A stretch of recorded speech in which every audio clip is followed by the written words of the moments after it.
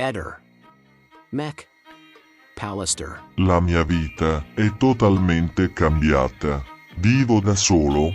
Mi manca Liliana. Ho lasciato tutto ciò di Liliana al suo posto e intatta la sua parte del letto.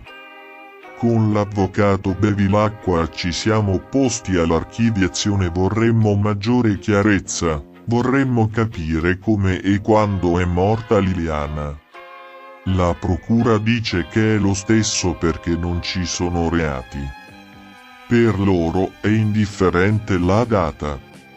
Non ci sono impronte, non ci sono segni che qualcuno le abbia fatto del male. Io sono dell'ipotesi che sia morta il giorno in cui è scomparsa, il giorno 14. Il suicidio col sacchetto in testa è molto complicato, molto anomalo. Anche se ho sentito parecchie storie su questo genere di suicidio. Una mia amica mi ha raccontato di una sua parente che si è suicidata così. Io nel mio lavoro di fotoreporter di cronaca nera ho visto e seguito parecchi suicidi e omicidi. Per 20 anni. Casi di questo genere non mi sono mai capitati. Io nella famiglia di Liliana non sono mai stato accettato. Un po' perché ho il mio carattere, il mio modo di fare. Sono riuscito a dare a Liliana una vita nuova, un'esperienza di vita, di viaggi, di lavoro, di amore e di gioia. Questo a loro dava fastidio, anche perché io cercavo il più possibile di tenerla alla larga dalla famiglia. La mamma era una donna eccezionale. La portavamo in giro, anche lontano, erano con lei gli unici rapporti che avevamo. Quello che stanno facendo, loro non mi interessa, sono opinioni e pensieri loro. Liberissimi di farlo. L'importante è quello che in questi mesi la procura ha vagliato e analizzato. Pur avendo i telefoni non mi sono mai permesso di toccarli. La telefonata è durata 1 minuto e 50 secondi. Forse Claudio l'aveva rimproverata perché lei non gli telefonava. Questa telefonata nasconde qualcosa, perché quando Liliana non si è presentata a casa sua dove avevano appuntamento, lui ha reagito in modo veramente complesso. È andato alla Wind-Tre, poi sotto casa nostra, poi ha detto che doveva farsi un alibi, poi ha chiamato il mio vicino Salvo, ed è andato dalla cugina di Lilli.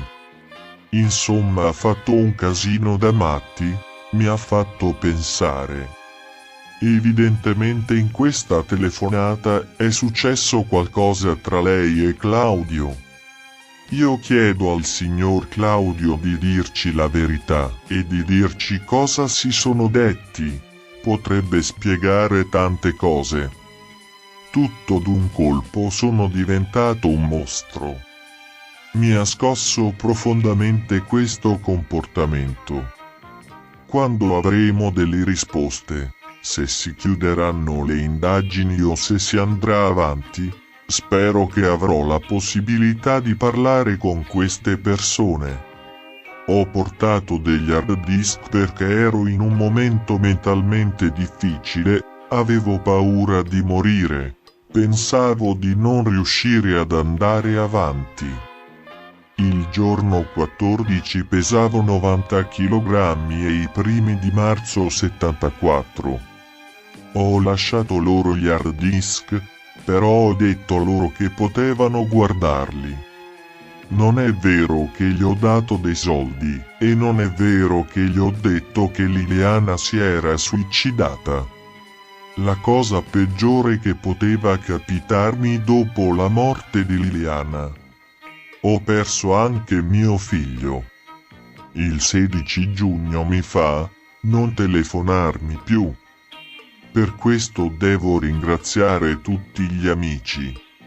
Io e mio figlio siamo gemelli. Siamo due gladiatori, due lottatori, della stessa pasta.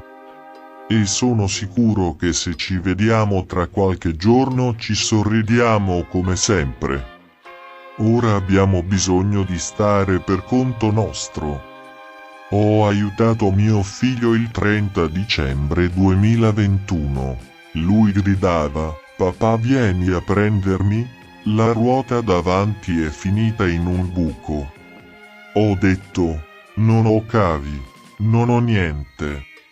Ho chiamato l'amico Salvo per farmi dare una corda, e poi ho chiamato il mio amico Arturo. Sono arrivato da mio figlio e faceva un freddo allucinante, -10 gradi, lui tremava. Invece la volta del cordino è andata così. Ero con Chiara Ingrosso, giornalista di quarto grado, quando lei mi chiede una penna apro il cassetto e vedo i gomitoli di Spago, mando le foto alla polizia, porto tutto in questura. Se avessi saputo che sarebbe sorto questo casino, avrei preso i gomitoli e li avrei buttati in spazzatura, invece li ho portati in questura.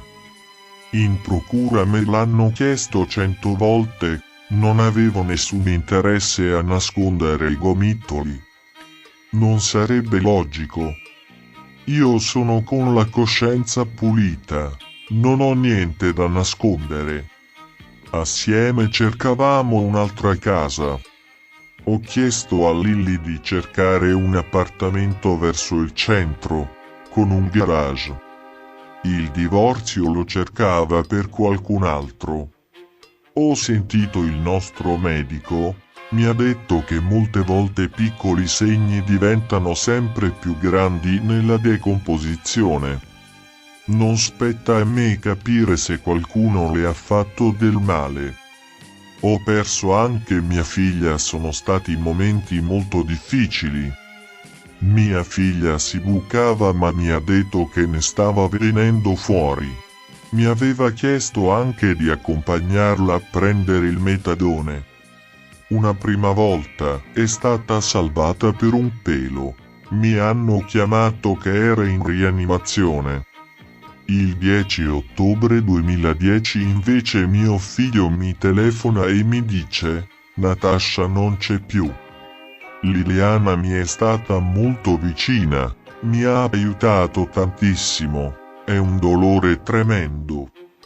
E adesso stiamo parlando di Liliana, ma avrò la forza di continuare e così come con Natasha la porterò sempre con me. Ehi, non dimenticare di iscriverti a questo canale.